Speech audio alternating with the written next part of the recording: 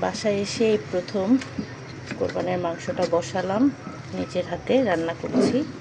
গ্রামে তো যা রান্না করছিল, তো মাংসটা মশলা দিয়েই চুলায় বসিয়েছি, কারণ অল্প অল্প মাংস করে প্যাকেট করা হয়েছে, যাতে করে প্রতিদিনের মাংস থেকে রান্না করা যায় আর কি। বেশি বড় প্যাকেট হলে এমনভাবে প্যাকেট করা হয়েছে আর কি, যে প্রতিদিনের রান্নার জন্য বড় বড় প্যাকেট করা হয় নাই, কারণ মাংস ছুটাতে ঝামেলা, ওইভাবে করলে মাংস নষ্টও হয়। ঠিক যতটুকু আমরা রান্না করব ওই অনুপাতেই প্যাকেট করা হয়েছে। আমি ভালোভাবে ধুয়ে টুয়ে সব মশলা দিয়ে বসিয়ে দিয়েছি চুলায়। আশা করি পানি টানি দেওয়ার প্রয়োজন হবে না, মাংস থেকে বের হওয়া পানিতেই সুন্দরভাবে মাংস সেদ্ধ হবে। আর আমি ওই মাংসতেই মানে ওই পানিতেই মাংসটা ভুনা করব আর কি, এক্সট্রা পানি দেওয়ার প্রয়োজন হবে না। অলরেডি পানি বের হওয়া শুরু হয়েছে। তো এখন মশলাটা খুব ভালো করে মিক্সড করে নিয়েছি, ঢেকে রাখবো। আর এখানে এই যে জিরা টালতেছি, জিরাগুলো গুঁড়া করা লাগবে। ডাল রান্না করেছি, সব কিছুর আগে ডালটা রান্না করেছি। এখন এই চুলায় ভাত বসাবো। এই যে ডাল রান্না শেষ, নামিয়ে রাখতে হবে। আর জিরাটা আরেকটু টালা হোক, একদম অল্প আছে, এই যে ধরা যাচ্ছে। একটু টালা হলে জিরাটা গুঁড়া করব, জিরাগুলা। এছাড়া যেহেতু কমলার মা নাই, তো আজকে যে ধোয়া দায়ী করতে হবে, এগুলা সকাল থেকে ভাজি করছি, মাংস টাংস ধুইলাম, এগুলো ময়লা হয়েছে, এগুলো ধুইতে হবে। তো এই যে বাড়ি থেকে আম আনছি, আম, কাঁঠাল আরও কিছু আছে আমার শাশুড়ি বাসায়, এগুলো নিয়ে আসলাম। এই যে বাড়ির আমের অবস্থা দেখেন, কয়টা যে খাওয়া যাবে সেটাই ভাবতেছি। এই যে পোকা, এরকম খুঁজলে আরও অনেক পোকা পাওয়া যাবে। 7 দিন পর ছাদে আসলাম, বাড়ি থেকে আসছি গতকালকে, আসা যাওয়া মিলে 7 দিন ছিলাম। তো 7 দিনে দেখেন পুঁই শাক গাছ উঠে ভরে গেছে।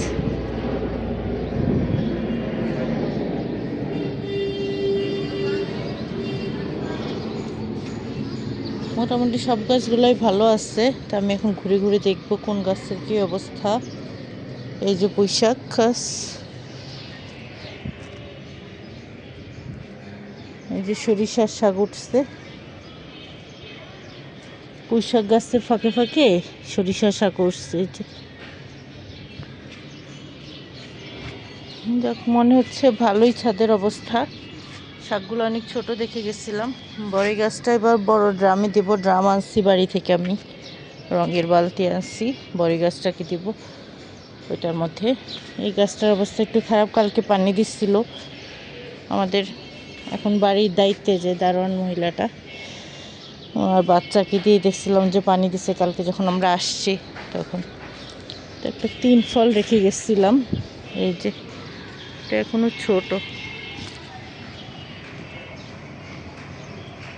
কাকে নেই।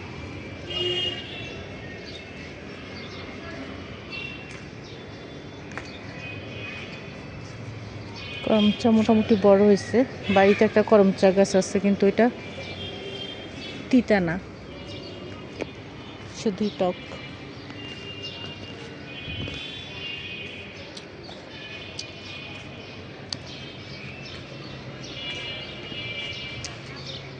এখানে মালবেরিও পাকছে।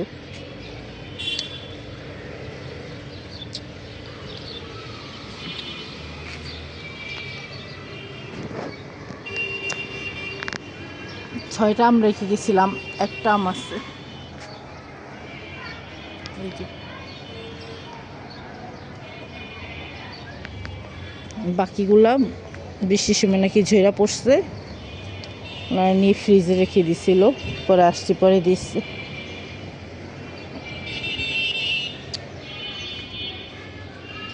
তো মোটামুটি সব গাছই ভালো আছে।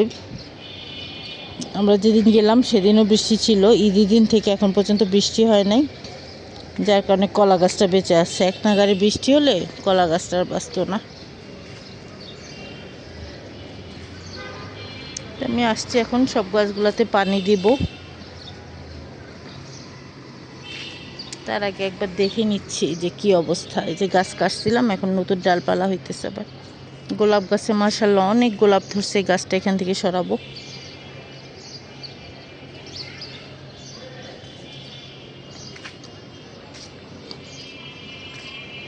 লেবুগুলো অনেক ছোট রেখে গেছিলাম, লেবু বড় হয়েছে। বাড়ি থেকে আমরা অনেক লেবু নিয়ে আসছি। বাড়ির গাছের লেবুগুলো অনেক বড় হয়েছে।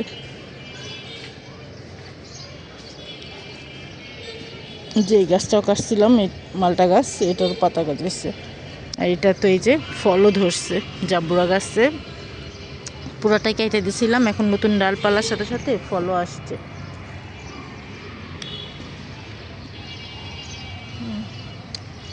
লেবুগুলো বড় হয়েছে।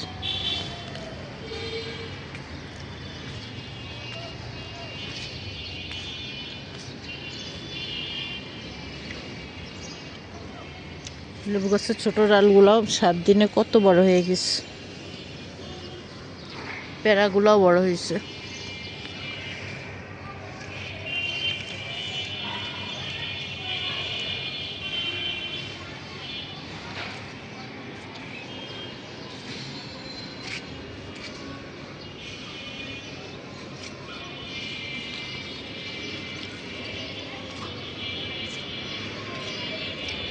জাম গাছের ডালের সাথে একটু জাম ধরতো। আমরা খুব আশায় আছি এই জাম গাছটা জাম দিবে একদিন, জাম ধরবে একদিন আর কি। ওই আশায় আছি, দেখা যাক কি হয়।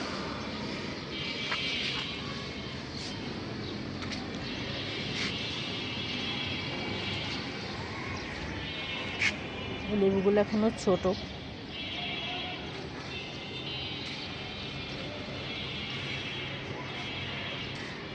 ছোট বাচ্চাকে দিয়ে পানি দেওয়া হয়েছে, ভালোভাবে মনে হয় পানি দেওয়া হয়নি।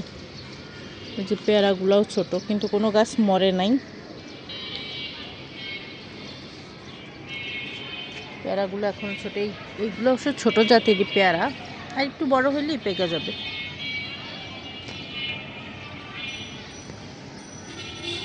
ডালিম ফেটে ফেটে যেতেছে।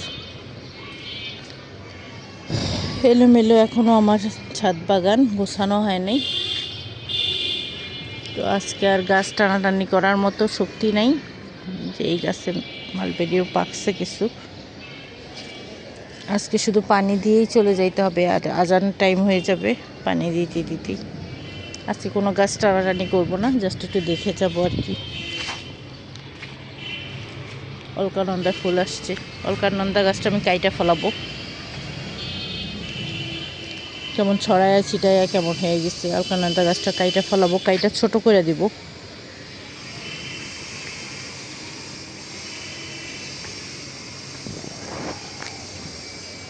ঢেউয়া অনেক ধরলেও বড় হয় নাই, এখন ছোট, দেখানোর মতো কিছুই নেই।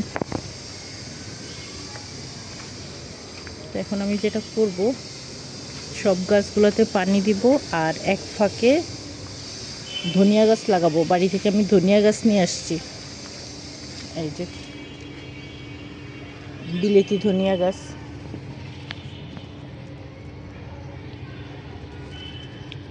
বাড়িতে অনেক আসছে, তো আমার ছাদেও ছিল আগে, আপাতত নাই। এই জন্য আমি গাছ উঠাই নিয়ে আসছি। এগুলো মাটিতে লাগাই দিলেই হবে। এর আগে যেগুলো ছিল সেগুলো আমি বাড়ি থেকে আনছিলাম।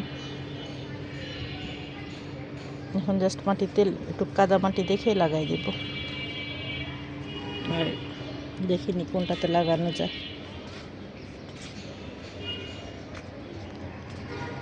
এই মাটিগুলো একটু ভিজা ভিজা থাকে, এখানে লাগাই দিই।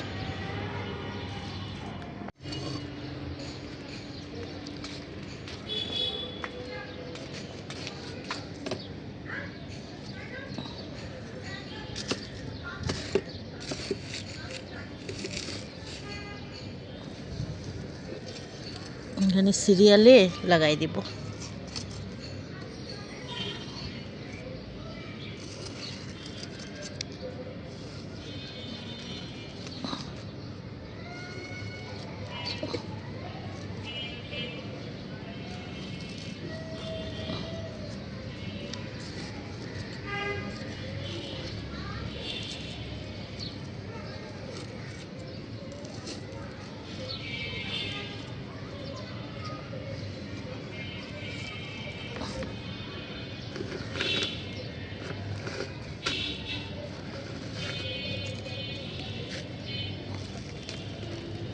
হাবিজাবি গাছ উঠে ভরে গেছে। লেবু গাছটা একা একাই উঠছে, এটা ফালাবো না, এটা থাক। এত গাছ আসছে, এটা থাকলে আর সমস্যা হবে না। 2-1 বছর পরে এমনিতেই লেবু ধরবে। আর দেখেন কত কেঁচো। মাটিতে কেঁচো থাকা ভালো, তবে অতিরিক্ত থাকা ভালো না। পুঁই শাকগুলো দেখতেই না ভালো লাগছে, কত সুন্দরভাবে পুঁই শাকগুলো হয়েছে।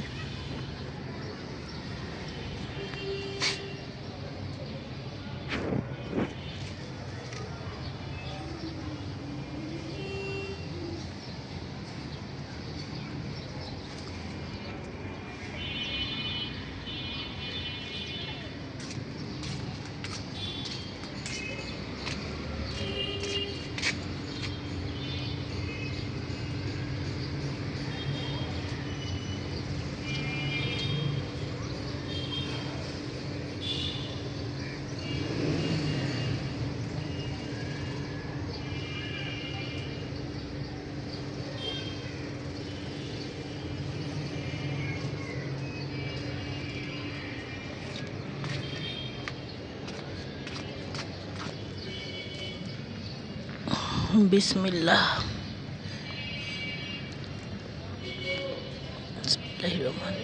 দেখি যদি হয় আর কি। এখন বর্ষার সময় একটা সুবিধা কি, যে গাছই লাগাই ওইটাই মোটামুটি মাটিতে শিকড় থাকলে, অল্প একটু শিকড় থাকলেই হয়, মোটামুটি হয়ে যায়।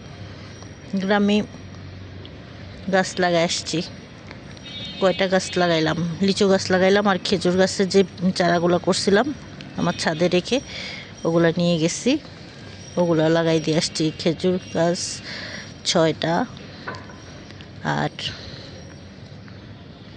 লিচু গাছও এরকম 6-7টাই লাগাইছি।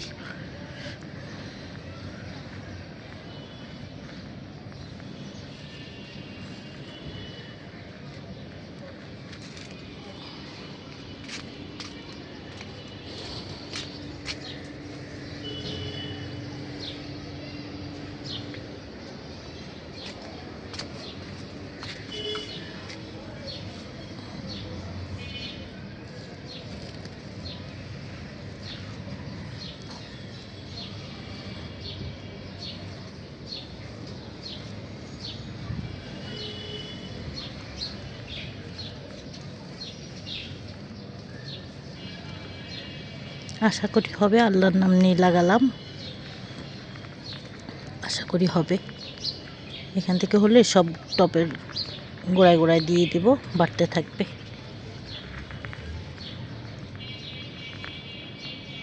থানকুনি পাতাও এরকমভাবে লাগাইছিলাম, বুয়া নিয়ে আসছিল বাড়ি থেকে, পরে আমার মায়ের বুয়া নিয়ে আসছিল, বলছে আপা পাতা খেয়ে গোড়াটা লাগায় রাখেন, সুন্দর হবে। সত্যি সত্যি এখন তো সারা বছরই থানকুনি পাতা খেতে পারি।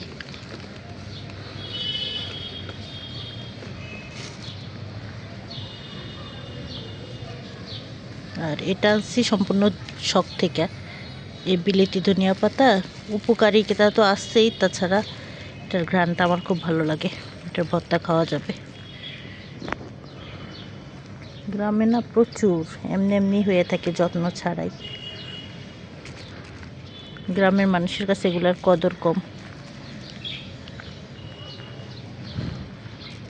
আমরা যেমন পাগল হয়ে যাই দেখলে, গ্রামের মানুষের কাছে এগুলোর কোনো কদর নাই। পাড়া দিতেছে হাঁটার রাস্তায়, যত্ন ছাড়াই হয়ে থাকে।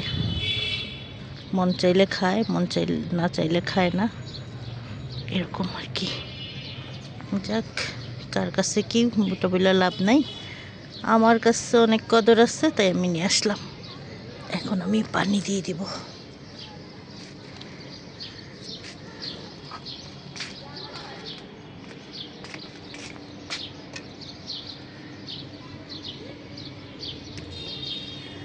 মাটি উঠে আসছে, মাটিটা নরম তাই এটাতে দিলাম। নরম মাটি, বেশি নরমও না, মোটামুটি আর কি। কারণ বৃষ্টি কবে হয়, শুক্রবারের আগে মনে হয় না বৃষ্টি হবে, এখন মোটামুটি নরম মাটিতে না দিলে গাছগুলো বাঁচানো সম্ভব হবে না। এটার ভিতরে অনেকগুলো মাটি ছিল, ওগুলাও রেখে দিলাম। এই সিমেন্টগুলা, এখানে অল্প একটু সিমেন্ট আছে, সিমেন্টগুলো ব্যাগে রেখে দিই, ভালো থাকবে।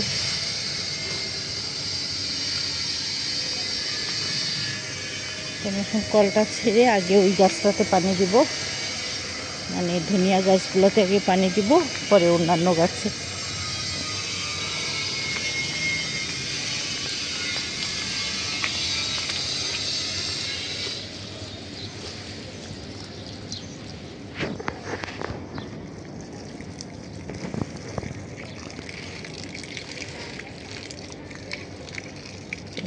হয়ে গেল।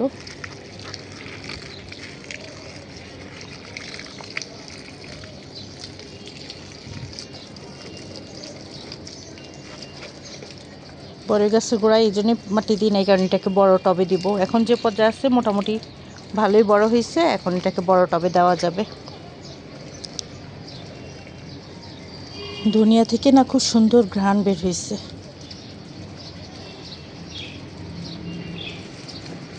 তো আমি এখন সব গাছগুলোতে পানি দিয়ে দিচ্ছি।